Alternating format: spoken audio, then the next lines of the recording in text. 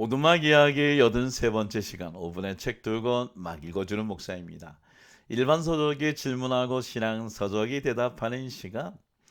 원래 이 오두막을 만들 때에 사실 이 오두막의 대상은 일반 서적을 좋아하는 불신자들을 대상으로 그렇게 신앙 서적을 통해 예수님을 좀 소개하고 싶은 목적이 있었죠. 그래서 오늘 이 오두막을 보고 있는 분들에게 목사로서 고백하고 싶은 것이 한 가지 있습니다. 오늘날 교회가 너무 미안합니다.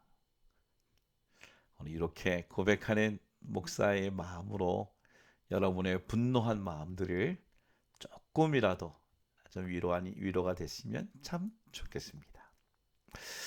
제가 오늘 좀 민감한 주제다 보니까 어떻게 보면은 자본주의가 갖고 있는 이데올로기에서 갖고 있는 인간의 악한 죄성을 얘기하기보다는 어떻게 보면 오늘 선택한 일반 서적은 사회주의자라고 하는 이데올로기 안에 있는 인간의 죄성을 얘기하면서 그러나 결코 하나님은 바로 이 세상 속에서 하나님 나라의 하나님이 만들어가는 부분도 포기할 수 없는 그런 이야기, 좀 무거운 이야기를 나누려고 합니다.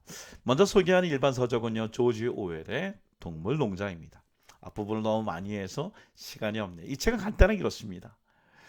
우리가 잘 알고 있는 이 동물농장의 배경은 동물로 얘기하고 있지만 사실은 스탈린의 독재, 이거에 대한 이 인간의 죄성을 고발한 풍자문학 소설입니다. 그러니까는 페이지 7페이지 보면 메이너 농장의 존슨 씨라는 인간이 동물 농장을 경영했는데 동물들이 동물의 평등을 위해 자유를 위해 혁명을 일으킵니다. 그리고 혁명에 성공해요. 그 성공한 바로 나폴레옹이라고 하는 바로 돼지가 페이지 26페이지 보면 7개의 계명을 놓습니다. 두 발로 걷는 것은 적이다. 인간을 두고 얘기하는 거죠. 침대에서 자살 안 된다. 술을 마시면 안 된다. 다른 동물 죽여서는 안 된다. 평등하다.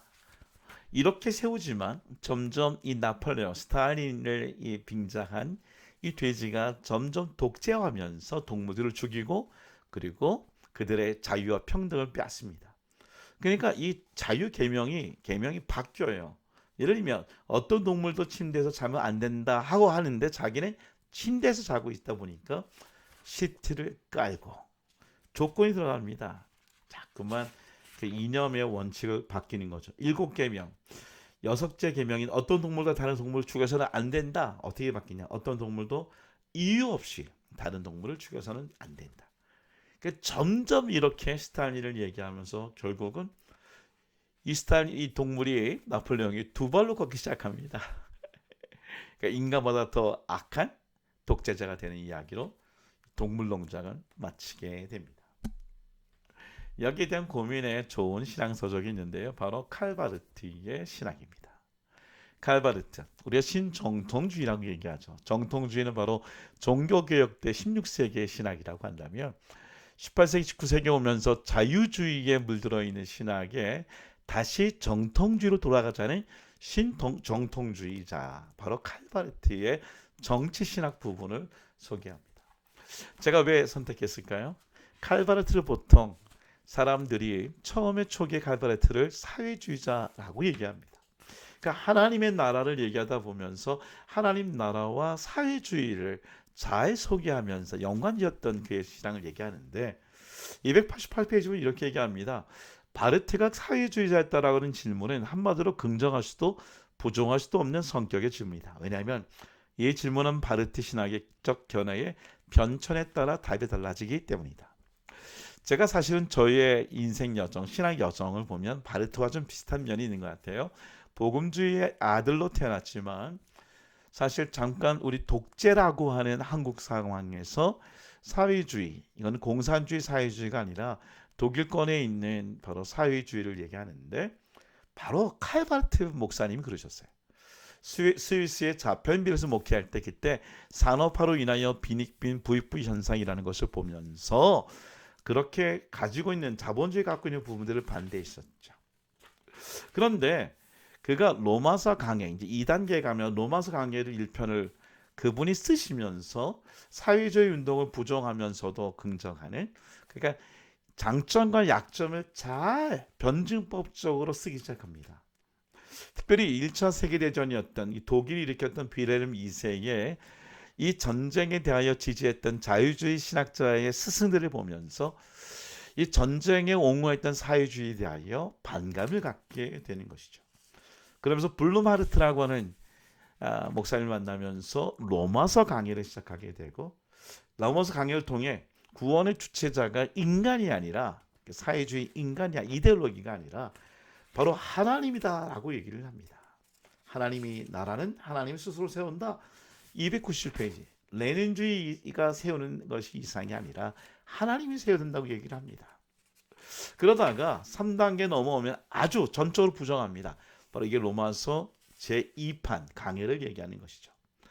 1판은 해결의 영향으로 변주법적이라면 2판은 키에르케고를 통하여 역설의 신학을 얘기하는데, 결국 하나님 나라는 사회주의를 부정하면서 하나님의 나라는 하나님의 나라가 다스린다고 얘기합니다.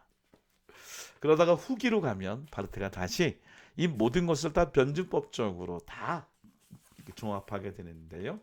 거기에 인간의 죄성을 얘기하죠. 하나님 앞에서의 거대한 회개가 없이는 비인간화와 인간에 대한 인간의 약탈을 그 뿌리에서 종식시키는 것은 불가능하다. 그러나 분명히 얘기합니다. 305페이지. 바르트가 선호한 사회주의는 자유주의 체제에 기반을 둔 사회주의였지 동구의 종산주의는 결코 아니었다.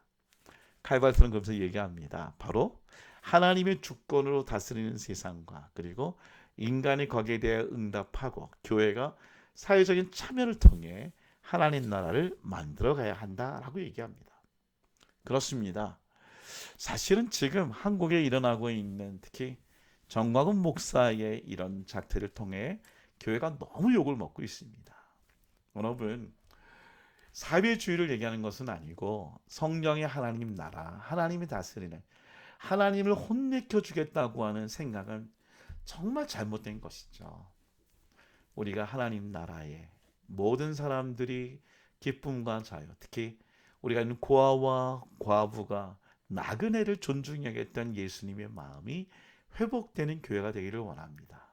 더불어서 어떤 이데올로기도 이념체제도 하나님의 나라를 대신할 수 없다는 것.